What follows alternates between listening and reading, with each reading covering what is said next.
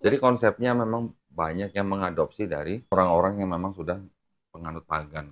Makanya ada sebutan anak, ada sebutan bapak. Karena mereka melihat anak ini punya kemampuan lebih dari manusia lain, dituhankan. Karena memang masyarakat situ masih kental dengan ajaran seperti itu. Pokoknya ngeliat manusia bisa bikin mujizat, oh dewa Tuhan. gitu. Oh, dewa. Dewa, Oh, iya disebutnya iya dewa dewa, gitu. betul. Ini bukti nih, bahwa waktu Paulus dan Barnabas menyembuhkan orang lumpuh aja, mereka berdua langsung disebut dewa. Yang satu dewa Hermes, yang satu dewa Zeus. Paulus disebut apa? Paulus disebut apa? Dewa-dewa telah turun ke tengah-tengah kita Oh, dalam rupa manusia. dewa-dewa. Oh iya benar. Paulus disebut siapa?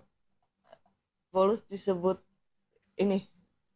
Zeus bukan? Bukan Hermes. Hermes. Barnabas disebut Zeus. Zeus ya. Tuh. Jadi orang-orang sekitar situ pada zaman itu memang masih kental dengan kepercayaan-kepercayaan seperti itu.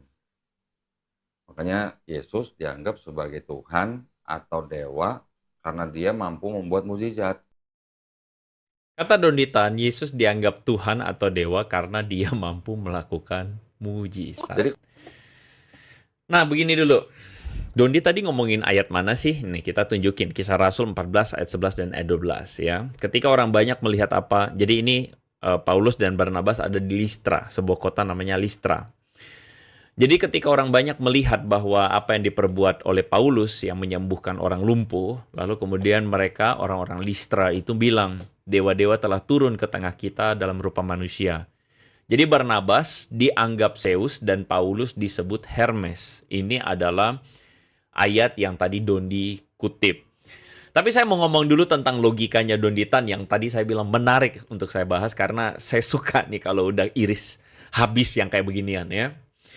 Donditan memulai dengan sebuah silogisme bahwa Paulus dan Barnabas dianggap dewa karena melakukan mujizat sebagaimana catutan dari Kisah Rasul 14 tadi. Lalu kemudian Donditan menghubungkannya dengan sebuah fakta bahwa Yesus juga melakukan mujizat.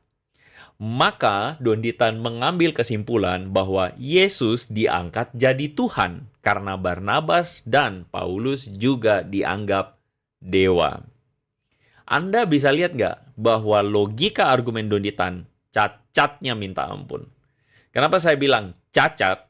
Karena dalam logika seperti ini, Donditan melakukan sebuah fallacy atau kesalahan argumen atau kesalahan logika argumen. Kesalahannya apa? Dia bilang Paulus dan Barnabas dianggap dewa karena melakukan mujizat.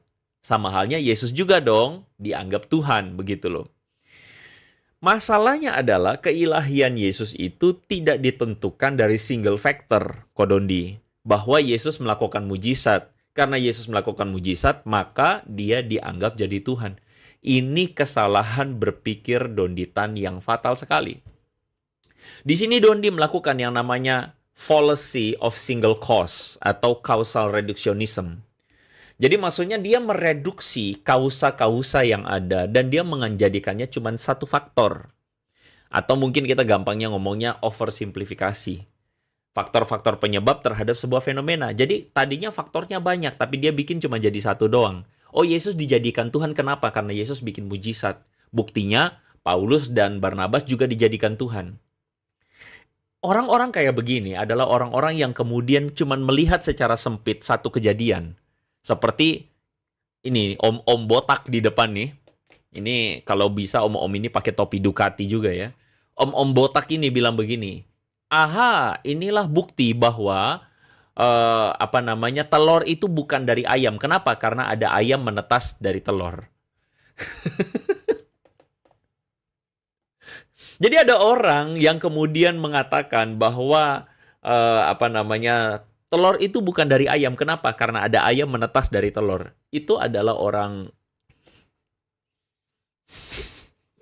betapa saya nggak tahu tuh istilahnya gimana. Ngomong apa tuh? Betapa nya itu ya orang yang bilang bahwa telur itu bukan dari ayam karena dia melihat sebuah fakta bahwa ada ayam menetas dari telur. Kurang jalan ya logikanya ya. Kurang jalan logikanya. Inilah yang terjadi pada Donditan ketika dia mengatakan bahwa karena Barnabas dan Paulus dianggap dewa, Karena melakukan mujizat, maka Yesus pun dijadikan Tuhan karena Yesus melakukan mujizat. Masalahnya adalah keilahian Yesus itu tidak ditentukan oleh single factor Yesus melakukan mujizat itu. Nah, jadi saya ngomong, ya. Jadi, orang Kristen itu mengimani Yesus sebagai Tuhan, adalah Tuhan, setidaknya berdasarkan dua hal. Setidaknya. Itu berarti ada banyak faktor, ya. Tapi setidak-tidaknya ada dua hal ini. Yang pertama adalah pengakuan Yesus Kristus tentang siapa dirinya. Dan yang kedua adalah pengakuan para murid tentang siapa Yesus Kristus. Nah, itu jangan kamu buang sembarangan tuh, gitu. Jadi buat teman-teman yang muslim, yang kemudian udah tepok-tepok tangan karena dengerin Donditan, enggak. Kok Donditan, enggak. Jadi gini, dengerin apa kata orang Kristen ya, dengerin apa kata orang Kristen. Jadi Tuhan Yesus atau Yesus Kristus itu juga melakukan pengakuan tentang siapa dirinya sendiri. Saya ambil dari Lukas pasal 6 ayat 5, Tuhan Yesus bilang, anak manusia adalah Tuhan atas hari Sabat.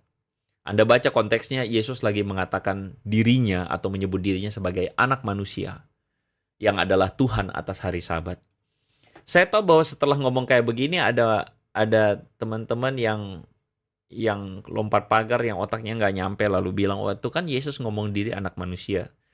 Duh, saya bosan jelasinnya, tapi saya harus jelasin. Ya, ketika ngomong tentang anak manusia, istilah anak manusia ini, orang-orang Israel semua tahu bahwa Yesus menggunakan istilah anak manusia, mengutip dari Daniel pasal 7 ayat 13 dan 14.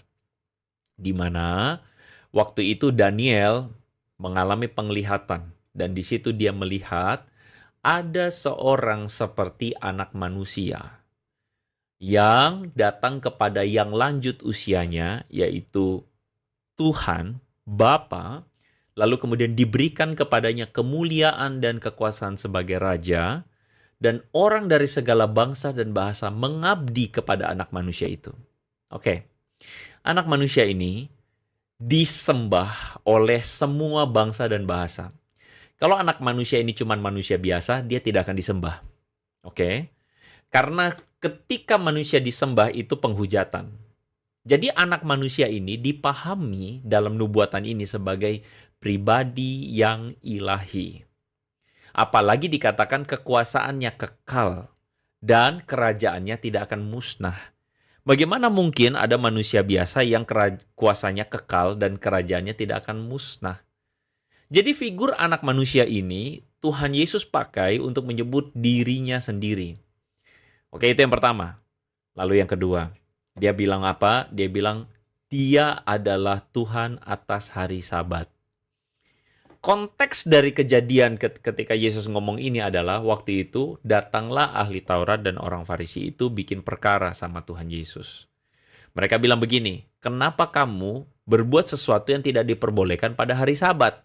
Jadi mereka mempersoalkan murid-murid Yesus dan Yesus yang beraktivitas di hari Sabat. Lalu Yesus bilang begini, aku anak manusia, which means Daniel tadi itu, yang kekuasaannya tidak akan beranjak, semua bangsa menyembah aku tuh, kata Yesus, adalah kurios atas hari Sabat.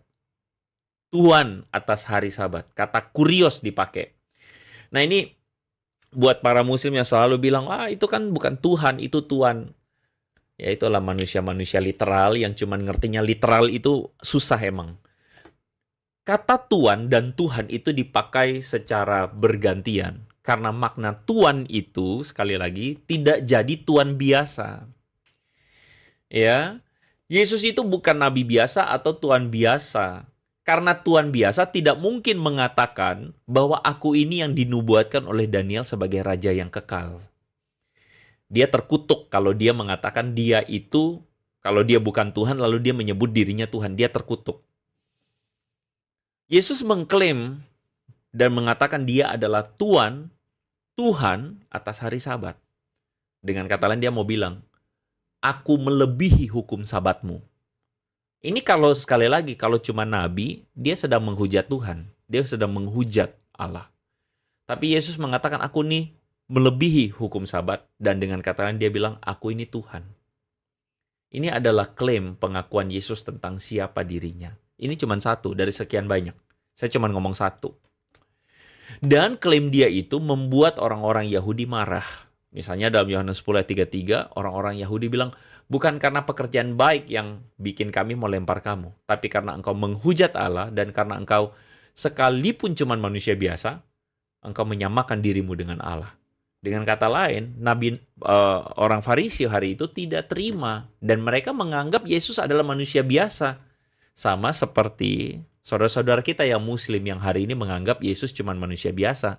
Seperti Donditan, seperti Kainama, seperti Ipung Atria, seperti siapa aja yang menganggap bahwa Yesus itu manusia biasa. Sama kayak orang-orang ahli Taurat dan orang Yahudi ini. Mereka menganggap Yesus manusia biasa, tapi mereka marah karena Yesus menyamakan dirinya dengan Allah. Itu berarti Yesus sendirilah yang mengaku bahwa dia adalah Allah, Tuhan. Gitu aja. Jadi gitu aja ngertinya, ya. Gitu aja ngertinya. Jadi clear, Yesus itu menyebut dirinya Tuhan, ya.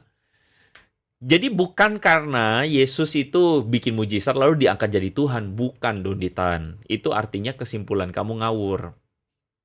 Yang kedua, pengakuan para murid tentang siapa Yesus. Di dalam Yohanes pasal 1 ayat 1 dikatakan pada mulanya adalah firman. Firman itu bersama-sama dengan Allah dan firman itu adalah Allah. Kalau kamu baca konteksnya, ini adalah jelas ngomongin tentang Yesus Kristus. Bahwa Yesus Kristus yang adalah Sang Firman itu bersama-sama dengan Allah. Firman itu adalah Allah. Yohanes 20 ayat 31, dalam kitab yang sama, semuanya dicatat supaya kamu percaya bahwa Yesuslah Mesias, anak Allah, dan supaya kamu oleh imanmu memperoleh hidup dalam namanya. Menurut kesaksian Yohanes, Yesus itu Tuhan. Udah gitu aja. Murid kedua yang saya ambil, Stefanus. Stefanus adalah martir pertama yang dalam penglihatannya ketika dia mau dirajam batu, mau mati, dia bilang begini. Stefanus yang penuh dengan Roh Kudus menatap ke langit lalu lihat kemuliaan Allah dan Yesus berdiri di sebelah kanan Allah. Lalu dia bilang, sungguh aku melihat langit terbuka dan anak manusia berdiri di sebelah kanan Allah. Konsisten ya, anak manusia yang kekal. Menerima sembah dan hormat semua bangsa. Berdiri di sebelah kanan Allah. Jadi pasti ada yang langsung bilang begini, tuh kan Yesus berdiri sebelah kanan Allah. Berarti ada dua dong. Nah ini saya mau kasih tahu, disinilah Anda tidak paham tentang bagaimana orang Kristen memahami Trinitas. Bahwa Tuhan itu Esa, Ehad, dan Ehad itu artinya bukan satu numerik, tapi satu kesatuan. Jadi Tuhan itu ada di dalam 3 pribadi, Bapa, Putra, dan Roh Kudus, dalam satu kesatuan. Jadi, kalau Anda tidak paham sampai di sini, mingkem, karena memang Anda tidak, karena server kita beda bro, ya. Jadi antara Ehad dan Tauhid itu beda bro, Anda jangan sama-samain, ya, jangan maksa. Jadi di sini Yesus berdiri di sebelah kanan Allah, dan ketika dikatakan Yesus berdiri sebelah kanan Allah, ini lagi ngomong tentang penglihatan Daniel tadi. Anak manusia yang menghadap yang lanjut usianya. Jadi dia berkenan dan dia sama punya kedudukan dengan Bapa di sorga. Begitu ya.